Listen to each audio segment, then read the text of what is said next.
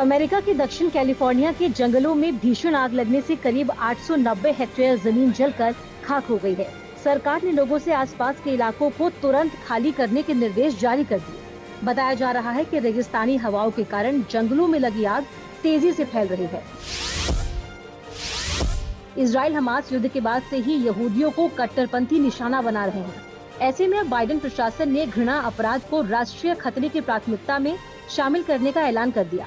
अमेरिकी कांग्रेस की सुनवाई के दौरान FBI निदेशक क्रिस्टोफर रे ने सांसदों से कहा कि हमने घृणा अपराधों को राष्ट्रीय खतरे की प्राथमिकता में शामिल किया है। अमेरिकी विदेश मंत्री एंटनी ब्लिंकन इस शुक्रवार को इजराइल का दौरा करेंगे। ब्लिंकन इजरायली सरकार के सदस्यों के साथ भी बैठक करेंगे। ये यात्रा ऐसे समय में हो रही है जब इजराइल ने गाजा के अंदर अपना आक्रमण जारी रखा हुआ है। अमेरिकी विदेश मंत्री एंटनी ब्लिंकन की बैठक में हुआ विरोध प्रदर्शन। इजराइल और यूक्रेन की फंडिंग को लेकर बैठक चल रही थी। प्रदर्शनकारी सीनेट में घुसकर युद्ध रोकने की अपील कर रहे थे। इजराइल और हमास के बीच चल रहे संघर्ष के बीच अमेरिका US सेंट्रल कमांड क्षेत्र में 300 अतिरिक्त सैनिक भेजेगा। ये क्षेत्र मिडिल ईस्ट और अफ्रीका के कुछ हिस्सों को कवर करता है। हालांकि उन्होंने ये भी स्पष्ट किया कि ये सैनिक इजराइल नहीं जाएंगे। ये सैनिक क्षेत्र में पहले से मौजूद सैनिकों को सहायता प्रदान करेंगे। बता दें कि अमेरिकी सेंट्रल कमांड द्वारा निगरानी वाले क्षेत्र में 20 देश शामिल हैं।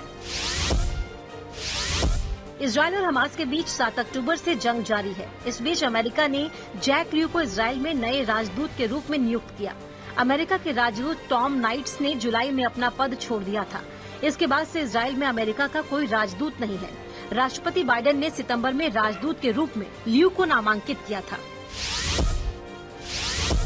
इजराइल और हमास के बीच जारी जंग का असर अगले साल होने वाले अमेरिका के राष्ट्रपति चुनाव पे भी पड़ता दिखाई दे रहा है।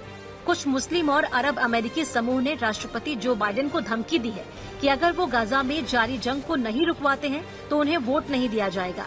मुस्लिम अमेरिकी समुदाय इस बात से नाराज है कि बाइडेन ने गाजा पट्टी पर इजराइल के हमले की निंदा क्यों नहीं की। न्यूयॉर्क में विलेज हैलोवीन की 50वीं वर्षगांठ पर धूमधाम से परेड निकाली गई। इस साल upside down inside out theme रखी गई, जहां पर नरकंकालों का झुंड और अजीबोगरीब शक्ल के डरावने लोगों की पूरी भीड़ सड़क पर परेड करती हुई दिखाई दी। ये परेड कोविड महामारी के बाद की सामान्य स्थिति की वापसी को दर्शाती है। लेविस्टन मेन में परिवारों ने स्थानीय बिजनेसमैन पीटर गीगर के ट्रिक कार्यक्रम जैसे वार्षिक कार्यक्रमों में भाग लेकर हैलोवीन पर सामान्य स्थिति की भावना खोजने की कोशिश की, जहां वो अलग अलग आकार के कैंडी बांटते हैं। हैलोवीन एक सप्ताह से भी कम समय बाद आया है, जब मेन की सबसे भीषण सामूहिक गोलीबारी में 18 लोग मारे गए और 13 घायल हो गए।